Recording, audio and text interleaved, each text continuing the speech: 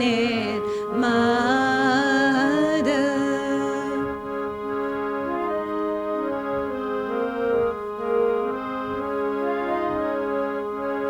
Transcending creation, thou remove delusion, fear and anguish, Mother. Giver of attainment, thou best of liberty. Giver of attainment, thou best of liberty, and lead us to our destiny, Mother. Lead us to our destiny, Mother.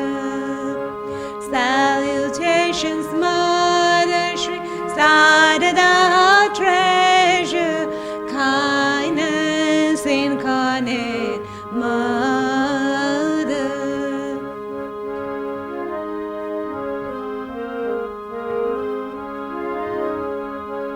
Mother of the universe, let the blessing all creatures and veiled in humility, Mother.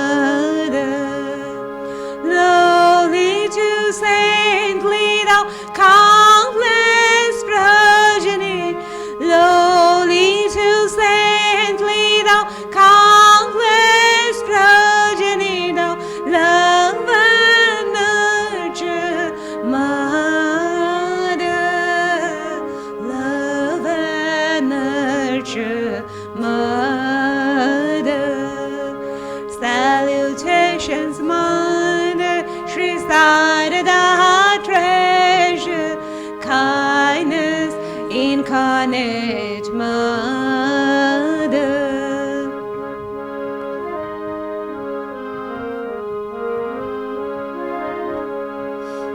God is thy glory, Sita Radha Mary, Yashodhara Vishnu Priya, Mother. Worshipped by the Master and served by the sages. Worshipped by the Master and served by the sages. Our love to you, Divine Mother. Our love to you, Divine Mother. Salutations, Mother Shri Sadhana treasure, kindness incarnate, Mother. Power primordial, nature supreme.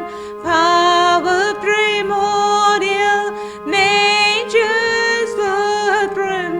Thou art home of one and all.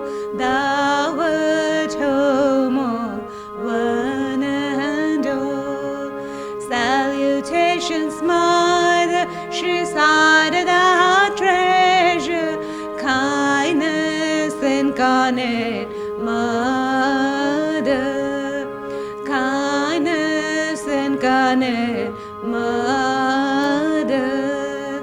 Kindness incarnate, Mother.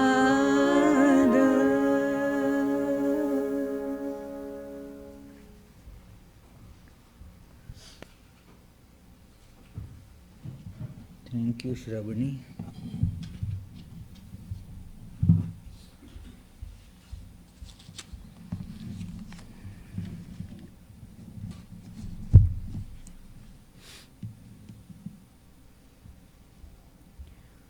Om Asatu Ma Sadgamaya Tamasu Ma Jyotirgamaya Mrityurmam Amritam Gamaya. Om Shanti Shanti Shanti.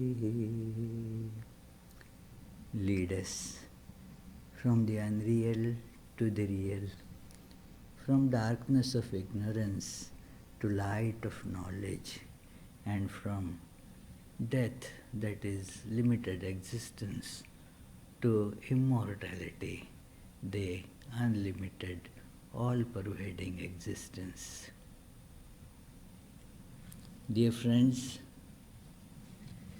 one of the very important ideas in Vedanta is that God, the divine, is all-pervading reality. God is in us. God is out of us, inside everything, outside everything. It is all one without second, divine existence, as expressed in this beautiful and oft-quoted Upanishadic saying, Sarvam Khalu Idam Brahma, that everything that you say is in reality Brahman alone.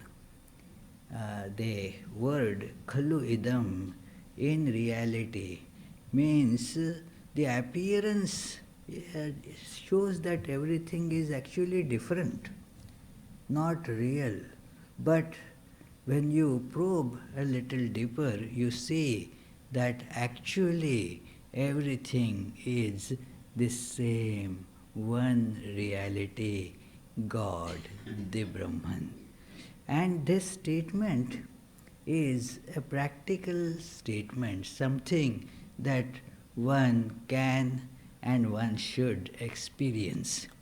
The whole life should be, in fact, directed towards the experience of this principle, so that the life will thus become what we actually seek it to become. We all seek to make our life blissful. We all seek to make our life full of peace. And how can it become so? It is by realizing this intrinsic underlying oneness of the existence, and that oneness is bliss. That oneness is the peace. And one aspect of this, realizing this principle, and also automatically manifestation of this principle in life, is interacting with everything that we come across with respect. Everything has to be given respect, as God is the reality of all. God is in everything. And therefore, we should not belittle anything. We should not disrespect anything. And now we come to today's topic that is very closely related to this idea, and that is, do not waste anything. Wasting is a mentality. It is not that you throw things away. You really, while doing that, is undermining its value. You are disrespecting it. You are kind of trashing it. Means what? That you are showing a scant respect to the divinity that is in it. And therefore, not just as a matter of saving things, and not just a matter that, oh, we have to see that we should not waste food because so many do not get to eat. That, of course, is a very important idea. But do not waste. This is not limited only to saving of some material and distributing to everybody. It is far more related to the psychology of wasting. The important thing that is from our standpoint of realizing the truth that everything is God, is to feel that everything is important, and therefore it should not be wasted. The principle finds expression in Bhagavad Gita and Upanishads. In Bhagavad Gita, in the 3rd chapter, one reads that this whole universe runs on the principle of mutual respect and cooperation. Things change, and when they change, we get something out of it, and in return we have to give something out to it. And this is what Bhagavad Gita calls by the word, very well-known word, is yajna, which literally translated would mean sacrifice. But it is not just giving something to somebody. That is not the principle involved in sacrifice. Sacrifice is a more expansive idea, that one has to see that how our life is very intricately connected with every other thing around us. We are dependent on everything, and so we should interact with it in such a way that we get what we need. And we should therefore give also what is the due for it. It should not be just snatched or stolen. Everything that we need, nature gives us. But there is the principle of prayerful acceptance of it, thankful acceptance of it, and then doing our part, playing our part in this cycle of give and take, so that we do not destroy the principle of a sustained, cooperative, and intricately connected life cycle. And this is the idea behind yajna.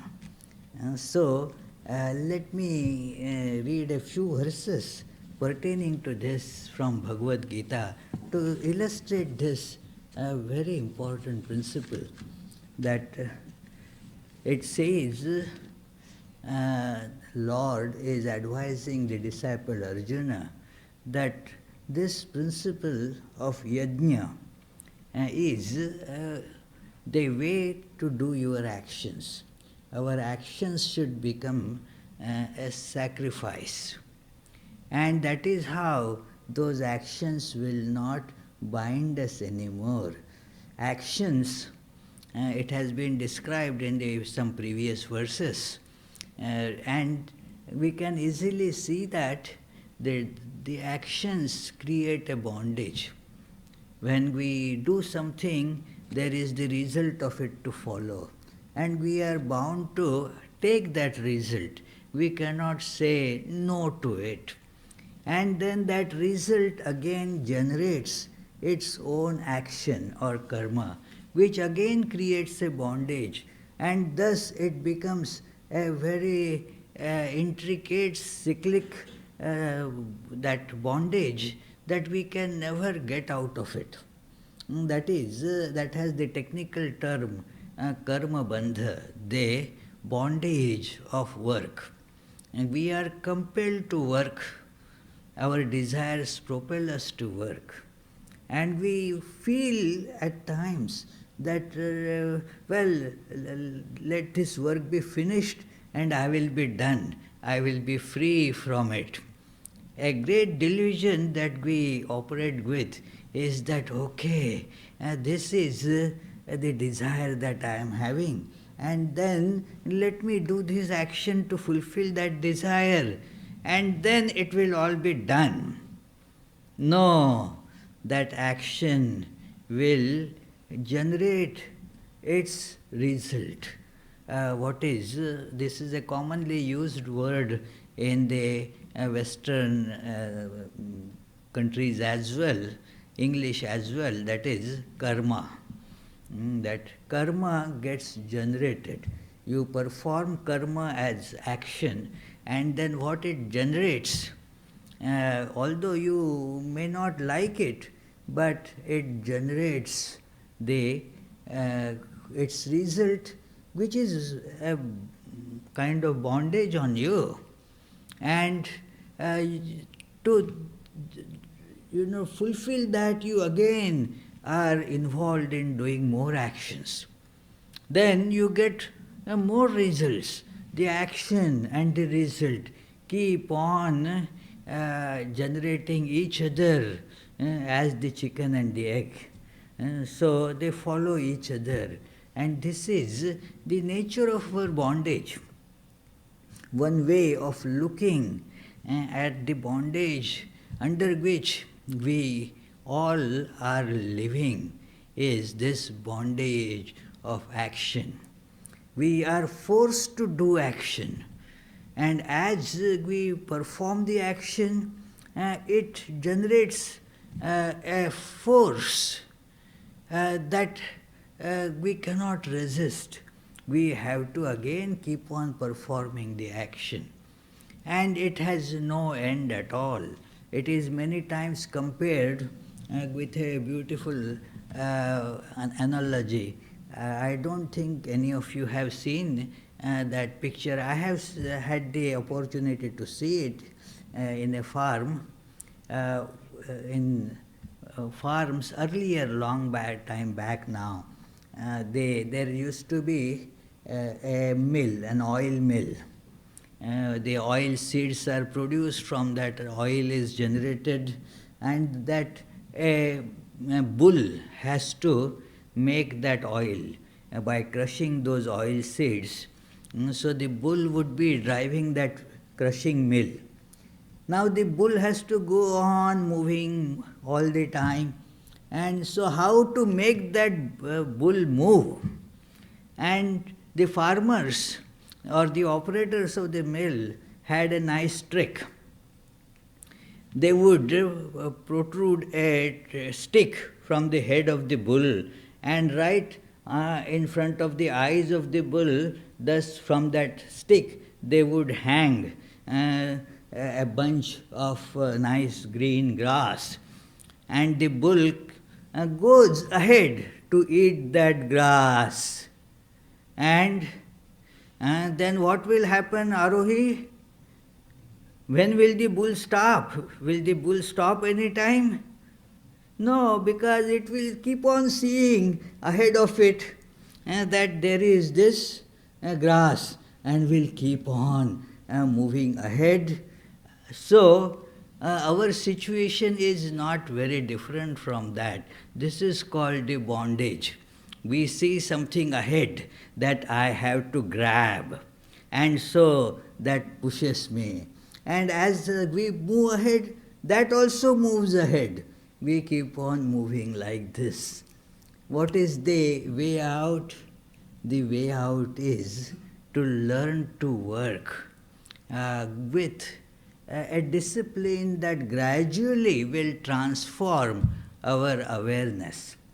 That all I need, the result, ultimate result will be, I will see that all that I need is with me.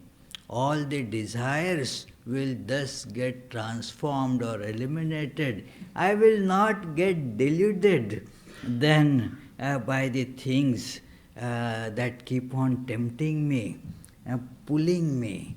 So this is a matter of disciplined practice. And this disciplined practice is being given here, that you do your work as yoga, and one aspect of it is do it as yajna, sacrifice. So these verses from the 9th verse, this idea starts getting explained. यज्ञार्थात् कर्मणोऽन्यत्र लोकोऽयं कर्मबन्धनः तदर्थं कर्म कौन्तेय मुक्तसङ्गः समाचरः सह यज्ञा प्रजा सृष्ट्वा पुरोवाच प्रजापतिः अनेन प्रसविष्यध्वम् एष वोस्त्विष्टकामधुक् देवान् भावयतानेन ते देवा भावयन्तु वः परस्परं भावयन्तः श्रेयः परमवाप्स्यथ. It means that look, if you work without this principle of sacrifice, if you do not work with this idea of sacrifice, then the work will be a bondage. But if you work with this principle, it will not be a bondage for you. So therefore work, tadartham karma kaunteya, work in a very nice way, in a total way, samachara, in a proper way you keep on working, but work with this idea of sacrifice. And how is this idea? That this principle has been embedded in the creation. Lord manifested this universe along with this principle of cooperative interaction. The cooperative interaction and the opposite of it, which generates contempt and resulting wastage, and that is the principle of competition and fight and selfishness. So against that is this principle of cooperative coexistence, understanding that each of us, everything in this universe is dependent on each other. I am independent only as the divine, all-pervading principle. Otherwise, I am dependent on everything. So, therefore, the Lord said to beings after creation that, okay, now you see yourselves as separate, but then live in a cooperative way so that you will ultimately fulfill the purpose of your life. Anena prasavishyadvam esha vostishta-kamadhuk, that you therefore interact with each other, giving and accepting with respect, giving with respect. So this idea is everywhere you will find in Upanishads. They are full with this idea that give with respect. Shraddhaya deyam, as Taittiriya Upanishad says, with great humility and shraddha, with respect and faith in the divine, gave. That it is the gift that has come from the divine.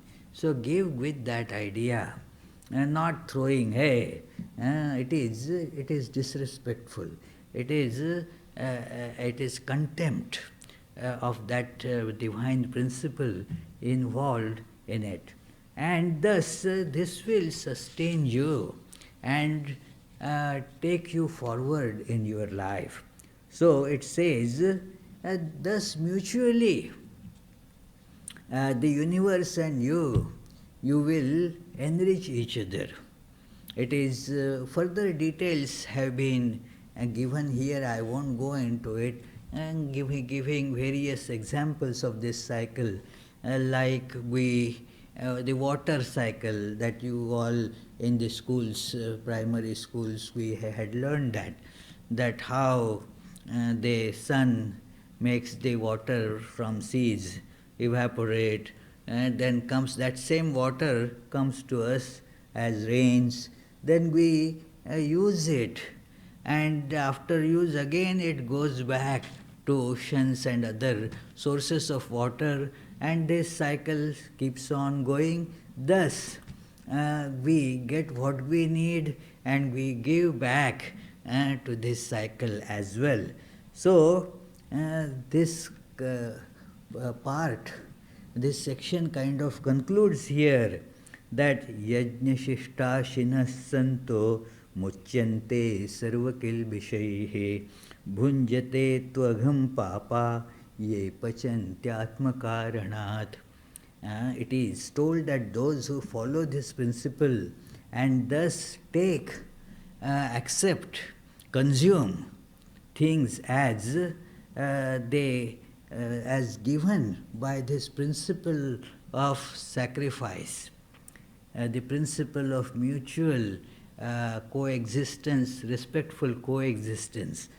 Take things remembering that, and thus muchyante sarva kilbishaihi, you become free from all sins if you interact with the world remembering this principle. If not, if you want to just snatch, if you want to just enjoy and have no respect for anything, you don't care for how you are using things, then what happens? Then you are just consuming. The words are very strong, friends, here. And one can really feel this that this is the truth. Bhunjate tu agham papa ye pachantyatma karanat. The literal translation would be thus: those who cook for themselves, they are just consuming sin.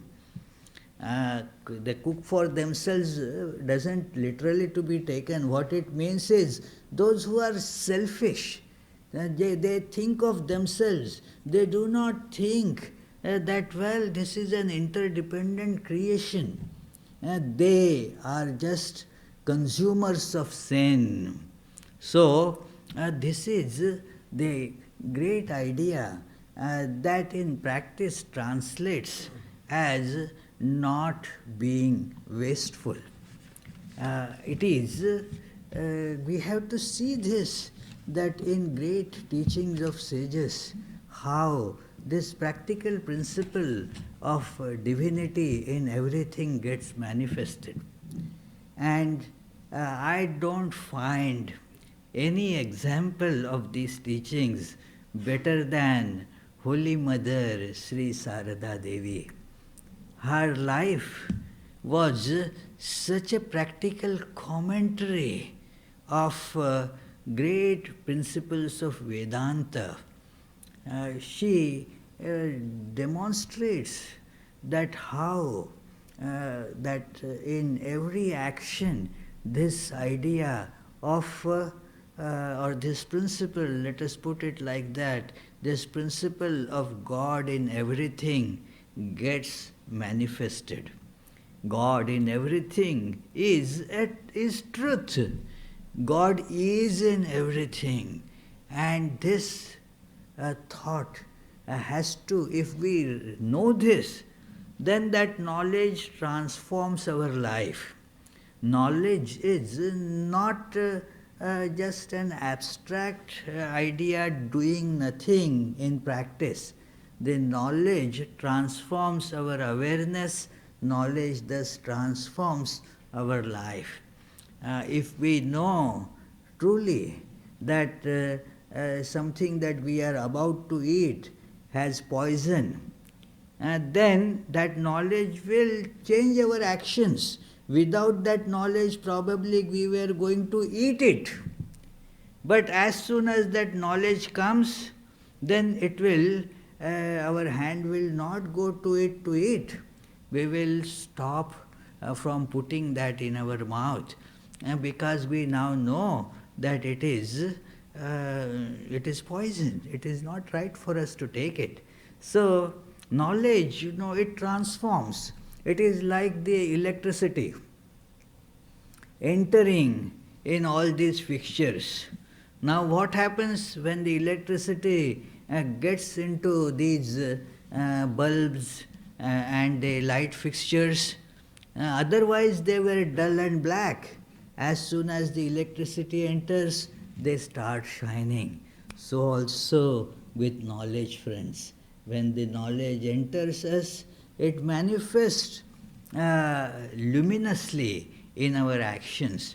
And Holy Mother, a, practically illiterate lady from a very tiny village. Now that village, because of her birth, is known all over the world. Pilgrims from all over the world go to that tiny hamlet, Jairambati, to feel her presence, where our Holy Mother took birth. So, from the whole world, the pilgrims continuously keep on going to that place, and she was born, raised in that little village and in that surroundings. But she is the divine mother incarnate in flesh and blood. And we see that that very special type of love and understanding manifest in that seemingly very, very ordinary life. But although seemingly very ordinary, there you find this source of practically implementing the highest truths in one's own life. And of course, you can see in many, many different ways how she imparts these teachings while living in a very simple way. Nobody would recognize her as a Holy Mother and respected by all because of her very simple appearance. Once it so happened that some ladies came to see her, thinking that they will be seeing Holy Mother who will be sitting on some high throne, and then there will be so many attendants and there will be many people surrounding her.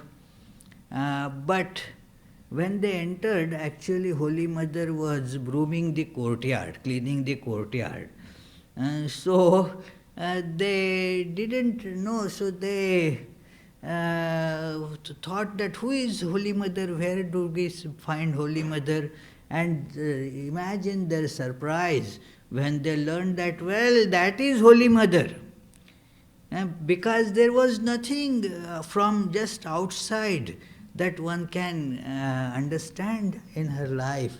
But then, once you come in contact with, you can see what a special, undescribably divine manifestation that her life was.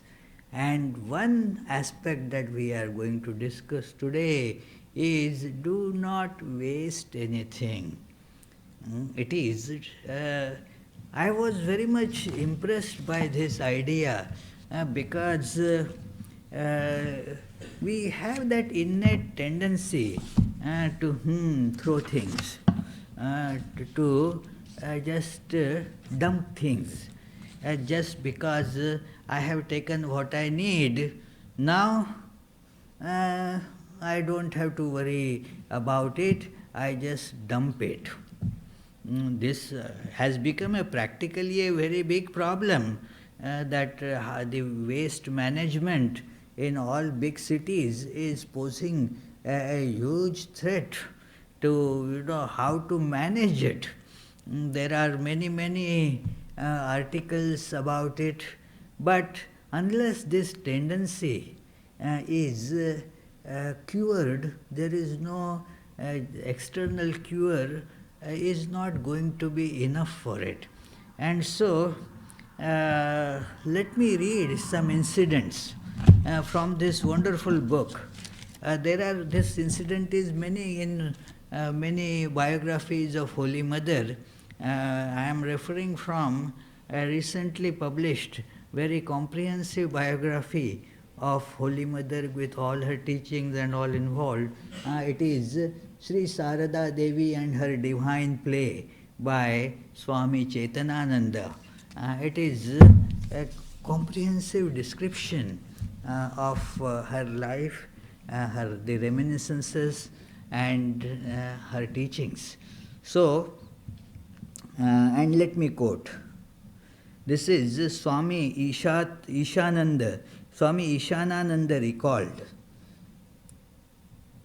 one morning in Jairambati, while mother was rubbing her body with oil, someone was sweeping the courtyard. After the work was done, that person threw the broomstick aside. At this, the mother said, "What is this? You have thrown away the broomstick with such disrespect when the work is done? It takes the same amount of time to put it gently in a corner as it does to throw it aside. One should not trifle with a thing, though it may be very insignificant." Seemingly, you can buy them by dozens. Why, throw it? No. It deserves its a respect, a respectful interaction, because God is in it. In another Upanishad, that Brihadaranyaka Upanishad, there is this part comes in a discussion with the great sage Yajnavalkya, that when somebody denies the presence of divine in anything, then that thing will defeat that person. If you say that, well, this is God is not in it, then you are disrespecting it, and what will be the result? That thing, because you showed disrespect, it will show by defeating you that how the divine is involved in it. That is a great idea. You throw something, that something will throw you. It is defeat you. So, it is, Holy Mother points it out. If you respect a thing, the thing also respects you. Will you not again need that broomstick? Besides, it is also a part of this family. This is what a beautiful idea, that it is a member of this household, this broomstick. It should be given its due. Can we think about this? Broomstick is a part of this family, this household. From this standpoint, also it deserves to be treated with respect. Even a broomstick should be treated with respect. One should perform even an insignificant task with respect. And that transforms that task into what is called yoga of action, karma yoga. Holy Mother's this chapter contains so many examples of this. The mother was neither extravagant nor stingy, but she was frugal. Some devotees gave her money every month to maintain her household, as she had to look after her nieces, disciples, and visiting devotees who come to her for initiation. She had her disciples buy paddy during the harvesting season because it was cheaper then. She purchased groceries from a distant market at a wholesale rate. She vehemently opposed the tax that was imposed on her house, arguing that it was a religious institution. she acted as a prudent householder. Swami Saradeshananda wrote, every year at the proper time, the mother arranged to have the annual necessities such as rice, pulses, molasses, and other things brought from the market when they were at the cheapest rate. Again, therefore, again before the rainy season, the mother arranged to collect firewood for cooking and to repair doors, windows, etc. She kept an eye on every little thing. She could not bear any waste. She asked her attendants to collect cow dung and dry the patties in the sun to use for fuel. When parcels came from Kolkata and other places, she asked that the boxes and wrapping papers be saved to use later. The peelings from vegetables and fruits and the foamy water from the boiled rice were given to cows. Leftover rice and dal were given to beggars or to the cows. The saying, waste not, want not, is very true. The less we waste, the less we lack in the future. The volume of food wasted in Western countries could feed all the poor people in the third world. Rammai, later Swami Gaurishwarananda, often came to visit Holy Mother from Badanganj High School and stayed with her over the weekends. One Saturday, a woman devotee cooked a gourmet dish called Bhumi Khichuri for lunch. Bhuni Khichuri for lunch. I don't know what this delicacy is, but written here. So, Bhuni Khichuri for lunch. And the mother saved some for Rammai. When he came in the afternoon, the mother gave him that food to eat. He ate some and was about to throw away the leftovers. The mother told him, my son, don't throw away such good food. She asked him to call a poor woman who lived nearby, and she joyfully took away the remaining food. Then the mother said, one should have one's due. What man can eat shouldn't be wasted on cattle. What cattle can eat shouldn't be thrown away to dogs. What cattle and dogs can't eat can be given to the fish in the ponds. Nothing should be wasted. The idea is important. The details, of course, one, according to the context, one can change these details, but the principle is important. Nothing should be wasted. Then another incident is given here. Prabodh Chandra Chattopadhyay was the headmaster of Badanganj High School and also a disciple of the mother. Whenever he visited mother in Jairambati, he would bring expensive fruits, sweets, and other things in large basket.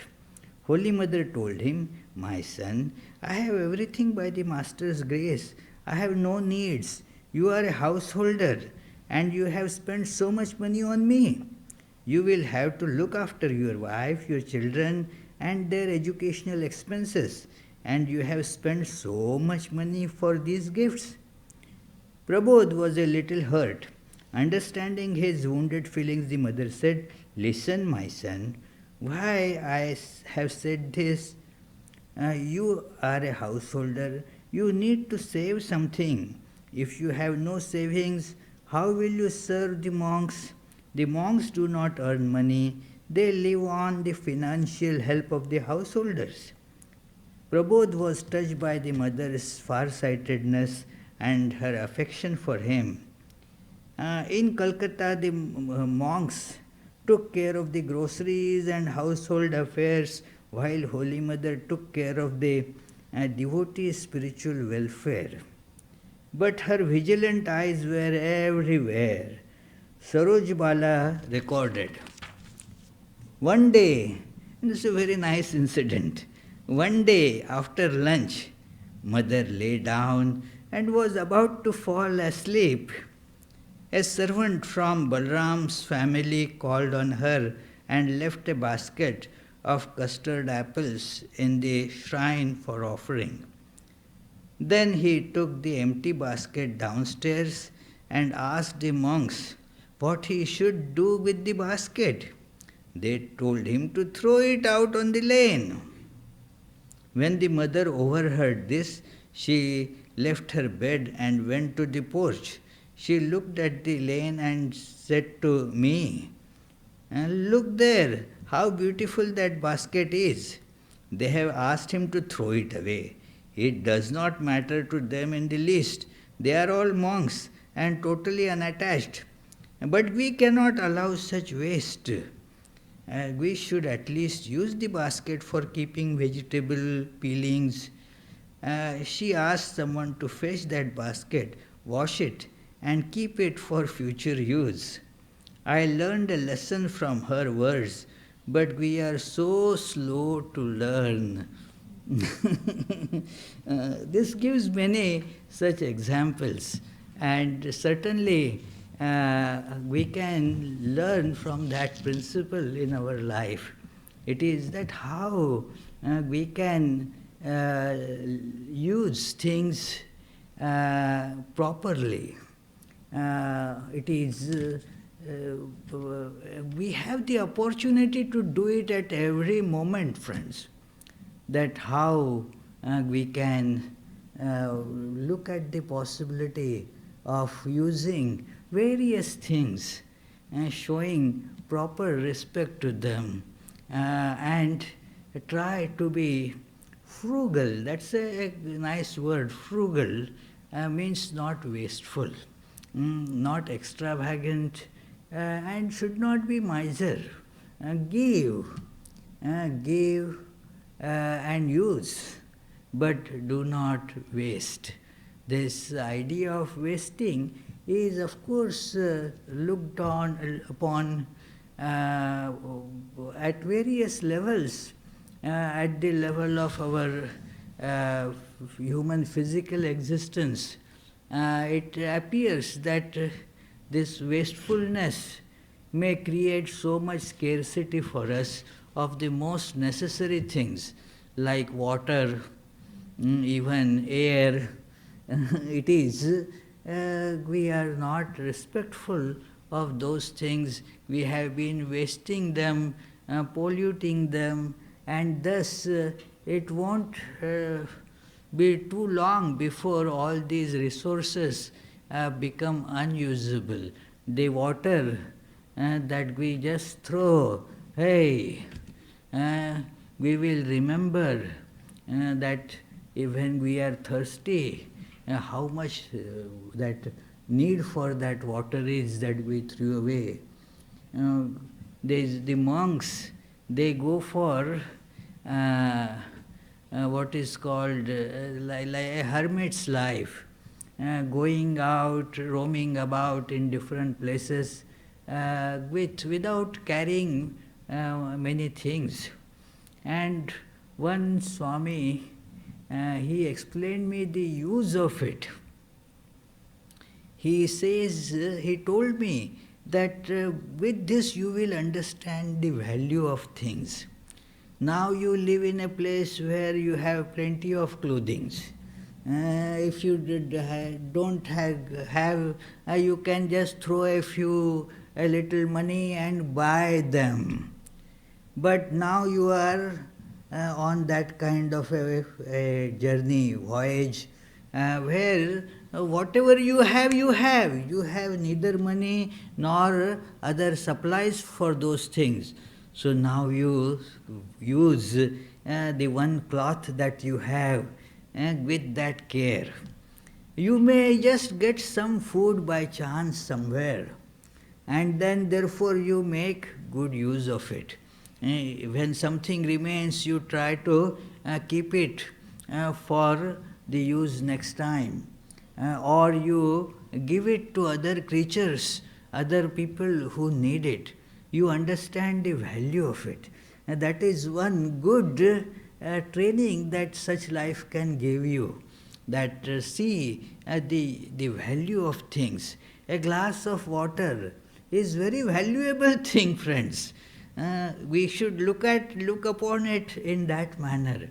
A morsel of food is very important. It is, and therefore we should feel that importance of it. It is our culture, therefore, culture of wastage needs to be changed, not only from material standpoint, but also from psychological and spiritual standpoint. Also, Holy Mother has mentioned in this that don't waste time either. Use the time that we have. Every moment, she says, that therefore think of God so that the time doesn't get wasted. Do something. Because if the time is allowed to just go without properly using it, it will wreak revenge on you. You are wasting time, and then that wasting time will allow the mind to get filled with many wrong, detrimental ideas. And therefore, use time. Use your energy. Whatever energy we have, let us make good use of it. Don't waste your energy. Don't waste the thought. We have good thoughts. We let them get wasted. No, use them. This is a very pervasive, beautiful concept. Do not waste anything, neither the thoughts, neither the time, nor the energy, nor materials, nothing. Everything has a value. Everything has the divinity embedded in it. Everything is expression of God. And knowing this, let us respectfully interact with each of these things. Friends, let us meditate on this for a little time, and then please, if you have any questions, feel free to ask.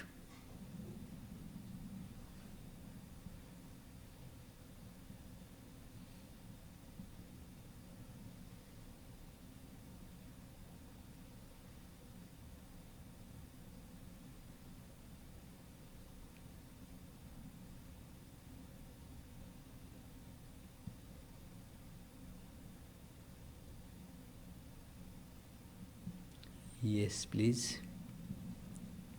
Well, I can think of exceptions to the rule.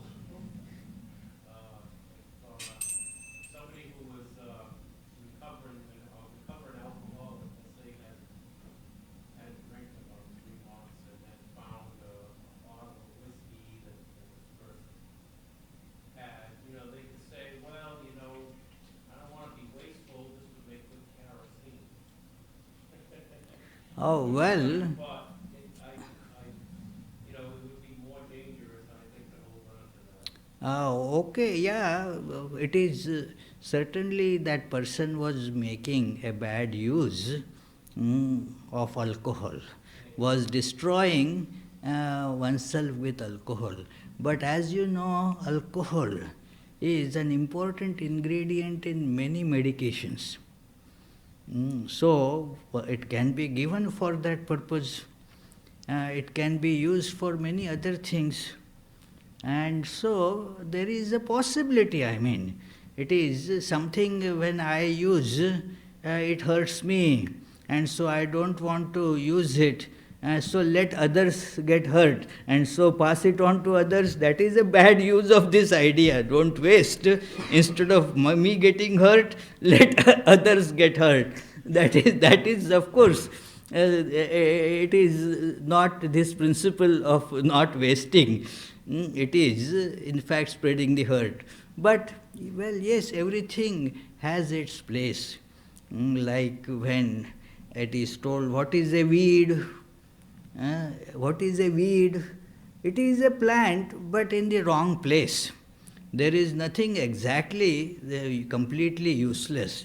There is a beautiful verse in Sanskrit which says that there is no mountain without gems hidden in it. You have to discover that, that's all.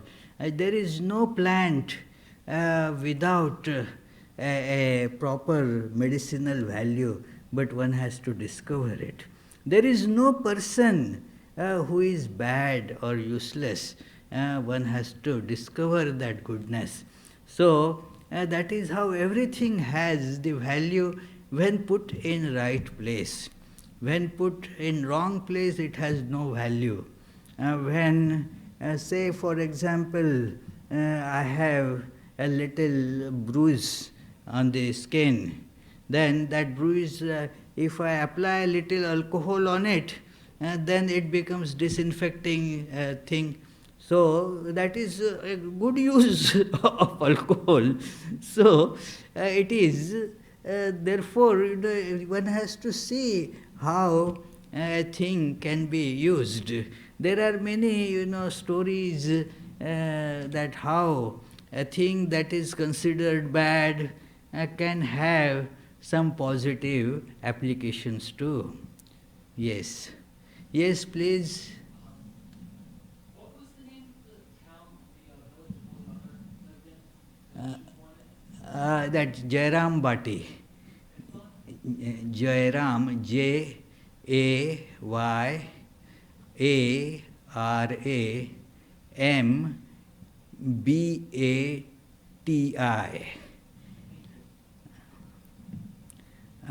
Yes. Swami, Yes. NPR Radio had a talk on people that have been CEOs making six figures, big houses, and decided their family was falling apart, they were not happy. And today they call themselves, and there's a group of people, and it's growing, they're minimalists. They get rid of everything they don't Yes. use, and they use the very minimum. That is true, because Very interesting to listen to. that is really an interesting thing, That is to a principle to learn. Yeah. Kids are happy. Yeah. Correct. Yes. I'm trying not to be wasteful and in terms of saving things which we and anticipation in future that we may use them, but we end up actually not using them. Oh. How to draw that? Exactly. That's, yeah, you need not be wasteful, does not mean that you have to keep on hoarding them. Give them to others who can use it. That is how, now it is true that in the present society, it is the laws and other things are so complicated to do that. Like one of our devotees, when he came just from India, and then used to get a loaf of bread from bakery every day. And then he told that at the shop, well, I don't need the full loaf, just give me half. And the person, that lady at the counter said, okay, no problem. She took a knife, cut the loaf in half, gave him half, and other half trashed it, put it in the trash. He was horrified. Why? Well, I am not allowed to sell this. I am not allowed to sell this. It is, yeah, there are some problems connected with legality of it. It is, once a gentleman, he was coming here to Vedanta for some maintenance work, and he brought a big sack of some baked products. And he said, well, they were putting it out from the bakery. Because they are not allowed to sell it next day. So, but they are so good.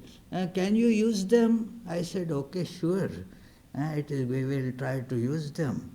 But that is how, we have to be changing, transferring those things to the right people instead of hoarding them. And when we put, therefore, there is a nice idea that what you can recycle, put it in the proper bin. One has to be alert about it. One should be conscious about it, that this should be going to recycle. This should go to compost, where again we can use it as the manure for the plants. This should go to trash, will go to landfill and like that. But it is certainly, if we are conscious, we will see many things can find use in our life, less wastage, and ultimately our life will become much more smoothened. It is true that the culture of consumerism doesn't like it. But therefore we have to see who makes that culture. We make it. When many people become wasteful, that culture also supports it. So if we work against that culture, there will be some result in the surroundings as well. But at least in our individual life, we will be feeling that God in everything by respectfully dealing with things that we use. So that is the burden of these teachings. So let us now I will conclude with the prayers. I request Vishwanath to do the offertory, and I will let you know now about the upcoming programs. Is when we will be observing Holy Mother's birth anniversary. According to the Indian lunar calendar, actually it falls on the Tuesday, that is 20th. But for the convenience of people, we will be observing it on Sunday, that it is next Sunday, December 18th. And on that day there will be programs, as you can see on the flyer, from morning till 7 o'clock in the evening. Various programs will be there. You are invited to attend all or as many as you can. And the evening discussion on that day, that 5 o'clock discussion, will be a symposium involving many nice speakers on the life and teachings of Holy Mother. Other programs during the week will go on as usual. The Tuesday and Friday classes on Gospel of Sri Ramakrishna on Tuesdays and Jnana Yoga on Fridays.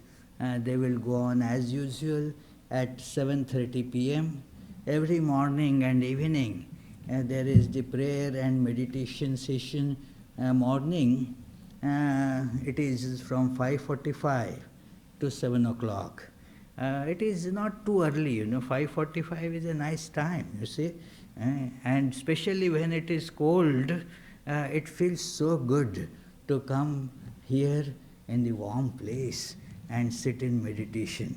Yeah, it is. And evening from 7 o'clock to 8:30 or so. So it is morning.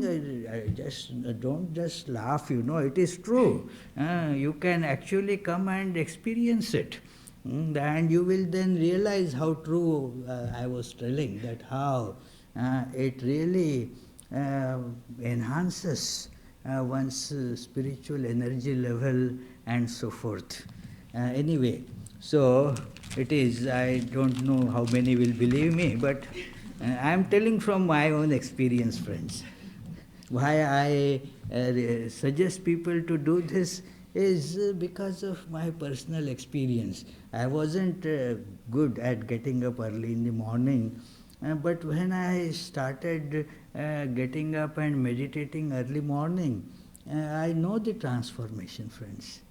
I know. And therefore, I suggest it to people. that please try to do that, and you will yourself see how it helps you. May the Divine, who is Father in heaven of the Christians, Holy One of the Jewish faith, Allah of the Muslims, Buddha of the Buddhists, Tao of the Chinese faith, Great Spirit of the Native Americans, Ahur Mazda of the Zoroastrians, and Brahman of the Hindus lead us from the unreal to the real, from darkness to light, from death to immortality. May the all-loving being manifest himself unto us and grant us abiding understanding and all-consuming divine love. Peace, peace, peace be unto all.